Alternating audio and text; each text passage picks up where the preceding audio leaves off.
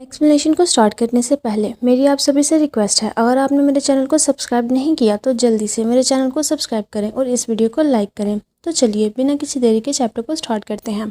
Chapter की start वहीं से होती है जहां वो इवल स्नेक कैंगजू को इंटीमेट वे में टच कर रहा था। इसके बाद हम उन दोनों को एक जगह पर देखते हैं जहां स्नेक ने अपने टेल से गैंगजू की बॉडी को पूरी तरह से रैप किया हुआ था और वो दोनों इंटीमेट हो रहे थे। गैंगजू की हालत इस वक्त काफ़ी ज़्यादा ख़राब थी। उसकी पूरी बॉडी पर बाइट्स के निशान थे और वो बिना किसी इमोशन के अपनी आइज़ को बंद करके लेटा हुआ था। स्नेक ने उसके साथ जो डील की थी वो यही थी कि इन्फॉर्मेशन के बदले गैंगजू को उसके साथ इंटीमेट होना होगा। ये सब कुछ करते हुए स्नेक गैंगजू को फेस से पकड़कर अपनी तरफ करता है और बोलता है, तुम्हारी आइज़, इनके साथ क्या हुआ? स्नेक की ये बात सुनकर गैंगजू सैड होते हुए अपने फेस को टर्न कर लेता है और उसे पास की एक मेमोरी याद आती है जहां हमारा फॉक्स और लॉर्ड युनशु इस वक्त मर चुके थे। उनकी पूरी बॉडी पर जख्मों के निशान थे। ऐसा लग रहा था कि जैसे उन्होंने किसी के साथ काफ़ी बुरी तरह से फाइट की है। गैंगजू उन्हें ढूंढते हुए उनके पास आता है। जब वो उन्हें इस हालत में देखता है तो वो काफ़ी ज़्यादा शॉक होकर वहाँ पर बैठ जाता है और वो बुरी तरह से रोते हुए मन में सोचता है, ये मैं था जिसने उन्हें यहाँ भेजा। अगर मैं उन्हें यहाँ ना भेजता तो ऐसा कुछ भी ना होता। ये सब सोचते हुए वो एक कांच के टुकड़े को अपने हाथ में पकड़ लेता है जिसकी वजह से उसके हाथ से ब्लीडिंग होने लगती है।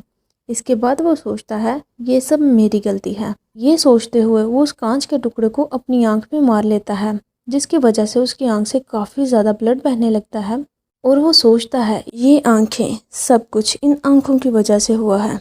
इसके बाद हम दोबारा से प्रेजेंट का सीन देखते हैं जहाँ गैंगजू स्नेक से बोलता है, इससे तुम्हारा कोई मतलब नहीं। जिसे सुनकर वो स्नेक काफ़ी गौर से उसकी तरफ देखने लगता है। इसके बाद वो दोबारा से कंटिन्यू करता है और इस टाइम वो पहले से भी ज़्यादा अग्रेसिव था जिसकी वजह से गैंगजू की हालत काफ़ी ज़्यादा ख़राब हो रही थी। मगर वो फिर भी अपनी आइज़ को बंद करके ये सब कुछ सह रहा था। जब काफ़ी देर तक स्नेक नहीं रुकता तो गैंगजू अपने हाथ को उसकी तरफ बढ़ाता है और उसकी टेल को पकड़कर खुद से दूर करने लगता है। गैंगजू के ऐसा करने की वजह से वो स्नेक रुक जाता है और फिर अपने फेस को उसके फेस के करीब लेकर जाता है और स्माइल करते हुए बोलता है, क्या तुम मुझसे नफरत करते हो? जिसे सुनकर गैंगजू को काफ़ी ज़्यादा गुस्सा आता है और वो स्नेक की टेल को जोर से पकड़ते हुए गुस्से से बोलता है, ये मत भूलना कि तुमने मुझे क्या कहा था, अब तुम्हें मुझे सब कुछ बताना होगा। इसके बाद सीन शिफ्ट होता है। हम देखते हैं कि चैनलिंग रेडी होकर यूनिवर्सिटी के लिए जा रहा था।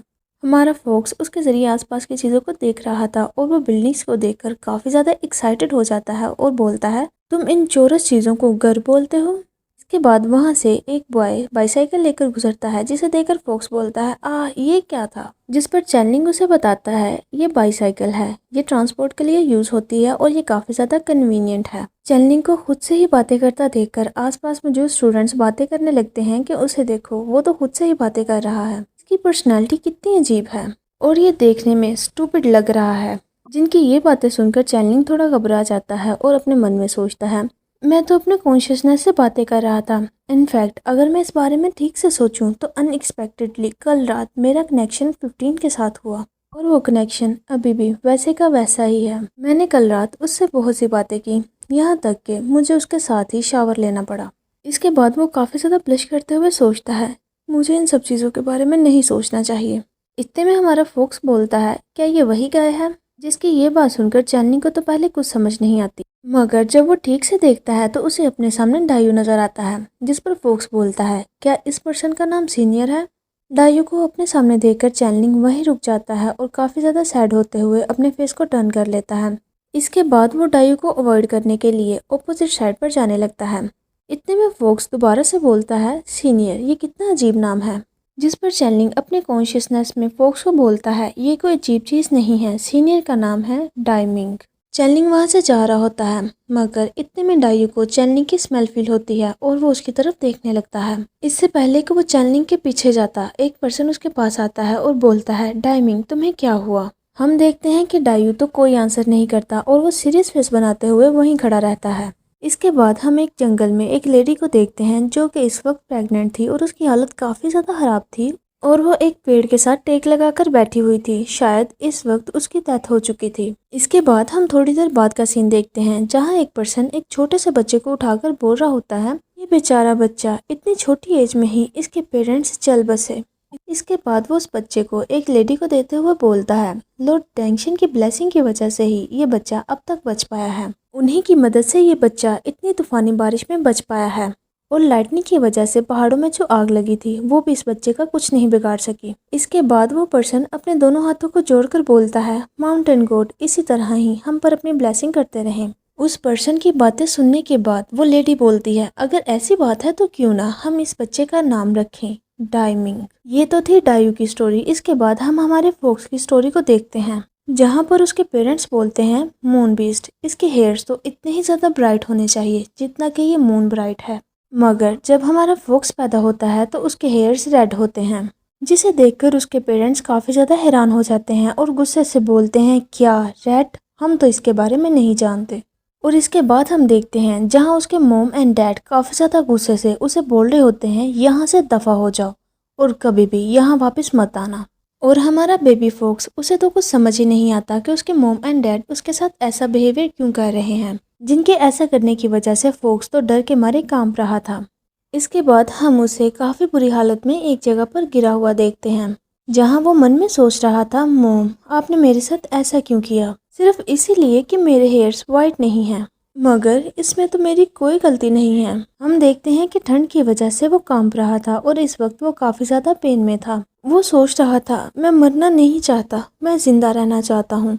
मैं आपको ये बताना चाहता हूँ कि एक रेड मून बीस्ट भी वो ये सोच ही रहा था कि इतने में हम देखते हैं कि एक पर्सन उसके पास आता है और काफ़ी प्यार से उसकी बॉडी पर टच करता है, जिस पर फोक्स सोचता है, इसके हाथ काफ़ी ज़्यादा वार्म है, ये कौन है और ये इतना सॉफ्टली बार बार मेरी बॉडी पर रब क्यों कर रहा है। इतने में हम देखते हैं कि वो पर्सन फोक्स को उठाकर काफ़ी प्यार से अपने चेस्ट के साथ लगाता है और अपने आर्म से उसे कवर कर लेता है, जिस पर फोक्स सोचता है, इतनी प्यारी स्मेल, ये मुझे वार्म फील करा रही है। हम देखते हैं कि वो पर्सन कोई और नहीं बल्कि लॉर्ड युनशु था।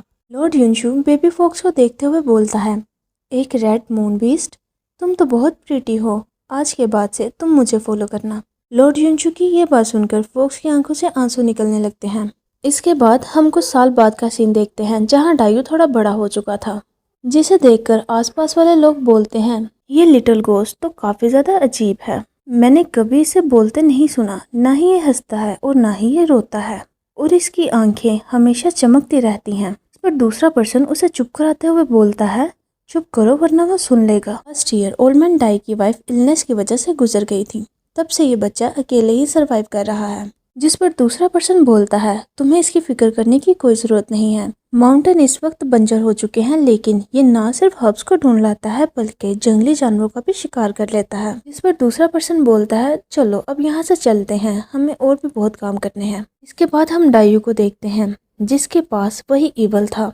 वो ईवल डायू के पास आकर बोलता है, ये इडियट्स तो काफ़ी ज़्यादा नॉइसी हैं, अगर तुम चाहो तो मैं उन्हें तुम्हारे लिए किल कर सकता हूँ। मगर हम देखते हैं कि डायू तो सीरियस फेस बनाते हुए सोच रहा था कि कोई भी मुझे एक्सेप्ट नहीं करना चाहता सवाए युनशु के। इसके बाद हम देखते हैं कि युनशु माउंटेन से गुजर रहा था और वह ईवल को बोलता है, उन बेकार लोगों को यहाँ मत आने देना, ताकि वो युनशु के माउंटेन को गंदा न करते। इसके बाद वो माउंटेन पर मौजूद एक पेड़ के सामने जाकर खड़ा हो जाता है, जो पेड़ इस वक्त बंजर था। ये पेड़ वही था जिसके नीचे अक्सर लॉर्ड युनशु बैठा करता था। डायू उस पेड़ की ऐसी हालत को देखकर काफ़ी ज़्यादा सैड हो जाता है और उसके पास जाकर पेड़ को टच करता है और बोलता है, हर कोई जा चुका है, क्या तुम भी सो रहे हो। इसके बाद वो मन में सोचता है, यहाँ आकर ऐसा फील होता है कि युनशु की स्मेल अभी भी यहाँ हो। इसके बाद ईवल उसके पास आकर बोलता है, युनशु ने अपनी डिवाइन बॉडी को खो दिया है और अब वो दोबारा से रिकार्नेट होगा। उसकी बॉडी रिकार्नेशन के बाद एक मॉर्टल की होगी और उसकी सोल इमॉर्टल की। ये तो उसके लिए काफ़ी चीप बात है। जिसे सुनकर डायू काफ़ी गुस्से से चिल्लाते हुए बोलता है, अपना मुंह बंद रखो, अगर तुमने दोबारा से युनशु की डिसरिस्पेक्ट करने की जुर्रत की तो मैं तुम्हें उस गंदगी में वापस छोड़ आऊंगा। डायू की ये बात सुनकर ईवल काफ़ी क्रीपी वे में हंसने लगता है और बोलता है, ये कभी मत भूलना कि हम दोनों एक साथ ही मरेंगे। इसके बाद डायू काफ़ी ज़्यादा सैड फील करते हुए मन में सोचता है, युनशु, इससे कोई फ़र्क नहीं पड़ता कि तुम किस तरह रिकार्नेट होते हो और इससे भी कोई फ़र्क नहीं पड़ता कि मुझे कितना पे करना पड़ेगा।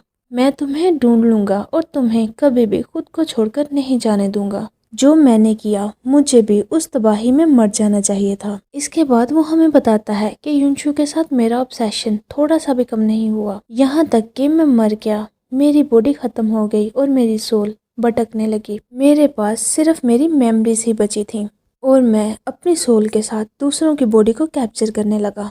इसके बाद हम देखते हैं कि वो एक बच्चे की बॉडी में एंटर कर जाता है। ऐसा करने की वजह से वो काफ़ी ज़्यादा पेन में था और सोचता है इस बच्चे की सोल तो मेरी एक्सपेक्टेशन से भी ज़्यादा स्ट्रॉन्ग है। इसकी सोल को बॉडी से बाहर निकालने और इस बॉडी को अडॉप्ट करने में मुझे काफ़ी टाइम लग गया। इसके बाद वो हमें बताता है कि मुझे अपनी हर बॉडी में इस ईवल के साथ रहना पड़ता है और मैंने अपनी बहुत सी आइडेंटिटीज चेंज की हैं, मगर हर दफ़ा अपना नाम डायू ही रखा है और मैं अभी भी जिंदा हूँ। इसके बाद हम देखते हैं कि डायू ने किस तरह से एशियन टाइम से खुद को मॉडर्न टाइम में चेंज किया। इसके बाद हम देखते हैं कि डायू दोबारा से उसी पेड़ के सामने खड़ा हुआ था। वो पेड़ इस वक्त काफ़ी अच्छी हालत में था। इसके बाद डायू हमें बताता है कि मैं अभी भी हजारों सालों से युनशु की सोल को ढूंढ रहा हूँ। अब तो मुझे ऐसा लगने लगा है कि जैसे उसकी सोल को किसी पावर ने सील कर दिया हो, जिसकी वजह से अब तक मैं उसे ढूंढ नहीं पाया और उसकी स्मेल सदियों पहले बिना किसी ट्रेस के डिसअपेयर हो गई। इसके बाद डायू मन में सोचता है कि ज़ाहुआई तो सरवाइव कर गई, मगर उसने अपनी एबिलिटीज को खो दिया। ज़ाहुआई जिसके बारे में अभी अभी डायू ने सोचा, वो कोई और नहीं बल्कि ग्रैंडमा हवाई है। ये सोचते हुए डायू अपने फेस को टर्न करता है और उस पेड़ के दूसरी तरफ मौजूद पर्सन को देखकर काफी ज्यादा हैरान हो जाता है। वो पर्सन पेड़ की दूसरी तरफ खड़ा पिक्चर्स ले रहा था, जो कि शायद उन्हीं टूरिस्ट के साथ आया था जो कि इस माउंटेन पर विजिट करने आए थे।